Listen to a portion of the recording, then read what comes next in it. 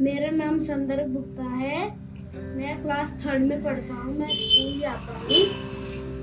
मैं 9 साल का हूँ और मेरे पापा ने हाई कोर्ट में केस कर रखा है कि ट्रांसफ़र हो जाए देहरादून में, कि वो मेरे पास आ सके मेरी हेल्प के लिए। डॉक्टर ने, न्यूरोसर्जन ने ऐसा बताया था कि फ्यूचर में वह छाती से नीचे पैरालाइज हो सकता है और वैसा ही है। वह 100% फिजिकली पैराप्लीजिया, लोकोमोटर डिसेबिलिटी से ग्रस्त है।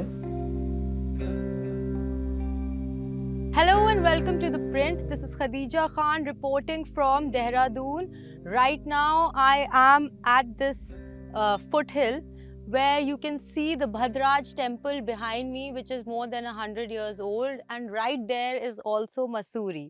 But the reason we are here today is to interview a 9-year-old boy, Sandharb Gupta, who has been diagnosed with multiple congenital disorders, leaving him paralyzed from waist below. The disorder not only renders Gupta incapable of moving around, but it also affects his day-to-day ability to carry out basic tasks like eating, going to the washroom, or going to the school.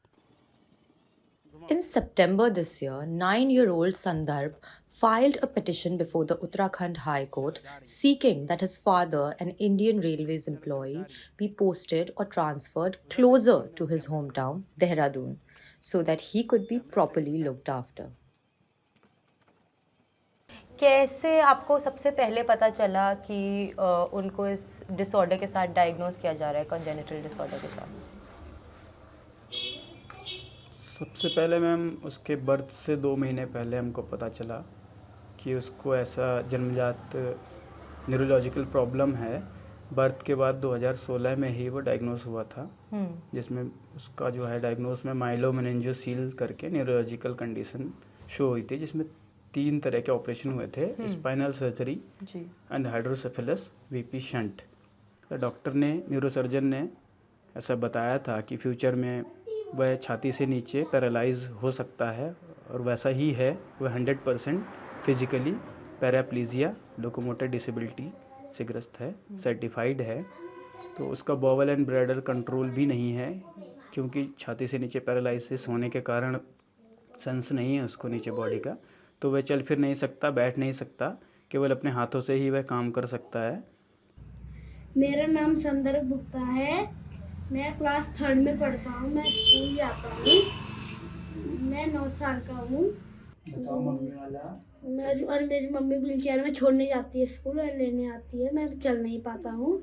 मुझे उठाने बिठाने में दिक्कत होती है और मुझे पता ही नहीं चलता कि मैं सूसू आ रही है, मुझे पोटी आ रही है और मेरे पैर में कुछ फील नहीं होता। चाहे बस मेरे पैर कांपते हैं, जैसे पानी डालो ऐसे भी करो और बस मैं चल नहीं पाता। मैं यहाँ 3 जगह ऑपरेशन हो रखा है, एक यहाँ पे पीछे पेट पे, और मेरी मम्मी मुझे नहीं उठा पाती है। पापा ड्यूटी रहते हैं। मेरे पापा ड्यूटी रहते हैं सारे दिन। मम्मी करती है, मम्मी उठाती है, बिठाती है और स्कूल छोड़ने जाती है जी। Completely dependent on his caregivers for feeding, bathing, cleaning, dressing, and even going to the toilet, Sandharb is permanently confined to a wheelchair and cannot sit, move, or stand without assistance. जाहिर सी बात है कि एक सवाल हम सबके दिमाग में है कि आप बच्चे को लेकर लखनऊ क्यों नहीं शिफ्ट हो जाते, जहाँ पे आपकी पोस्टिंग अभी है? जी, जो ये घर हमने बनाया है वह बच्चे के लिए डिसेबिलिटी फ्रेंडली है। वह अपनी व्हीलचेयर को घर में कहीं भी मूव कर सकता है, किसी भी रूम में ले जा सकता है। वह अपने उसके लिए उसकी पहुंच में हमने सभी एमिनिटीज़ रखी हुई हैं। वह टीवी चला सकता है, बुक उठा सकता है, वगैरह वगैरह। टॉयलेट्स हैं मैम जो कि हमने डिसेबिलिटी फ्रेंडली बनाया है, जिसमें बच्चा अपने आप जा भी सकता है। वैसे तो वह नहीं कर पाता है, बट उसकी चेयर एडजस्ट हो सकती है इसमें। After the boy's grandfather lost his life to cancer 2 years ago, the boy's mother, Sanjana, who herself suffers from severe chronic back and arm pain, was left to take care of him all by herself. As Sanjana's child grows in size and weight, her frail health renders her incapable of lifting, supporting, assisting him, or even turning the simple acts of care into painful, exhausting struggles for her. The sight of a mother unable to physically hold or comfort her disabled child has only deepened the family's anguish. इनकी posting यहाँ होना इतना ज़रूरी क्यों है कि क्यों आप दोनों को मिल के संदर्भ का ख्याल रखना पड़ेगा? जी मैम, मैं नहीं उठा पाती हूँ अपने बेटे का। मेरा बेटा हो रहा भारी, दिनों दिन बड़े हो रहे हैं मैम, और मैं खुद ऑपरेशन वाली हूँ। मुझे दिक्कत हो रही उठाने में, ले जाने में। पढ़ी लिखी भी नहीं हूँ मैम मैं इलाज भी अपने बच्चों का नहीं करा सकती मैम। कृपा करके आप इन्हें देहरादून भेज दो। जी जी ठीक ma'am. Hence, due to his medical condition, the boy approached the court with a somewhat unique request, a posting for his father, who's currently stationed at Lucknow as a technician with the Northern Indian Railways. Although Sandharb goes to the school, he requires significant assistance for the same. In fact, one day he dreams of becoming a doctor.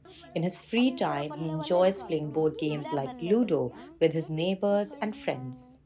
Ma'am वह बचपन से ही बहुत ही तेज़ दिमाग का रहा है, उसका पढ़ने लिखने में बहुत इंटरेस्ट था मैम। जब वो स्कूल भी नहीं जाता था तब वह 20 तक टेबल उसे आते थे, उसको सारी कंट्रीज़ के नेम आते थे, कैपिटल आते थे, यानी वह यूट्यूब से ही पढ़ लेता था मैम। बड़े होके वह डॉक्टर बनना चाहता है, जिसके पीछे उसका तर्क है कि चूँकि डॉक्टर उसको ठीक नहीं कर पाए तो वह चाहता है कि वह डॉक्टर बन के और बच्चों को ठीक कर सके।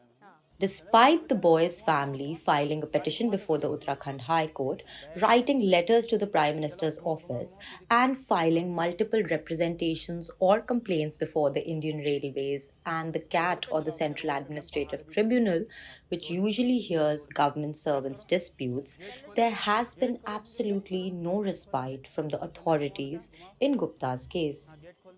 Even after the boy's father wrote to the Indian Railways saying that he was willing to take a lower rank position or essentially face a demotion if that meant being closer to his son and enhancing the quality of his life, this request fell on deaf ears and wasn't tended to.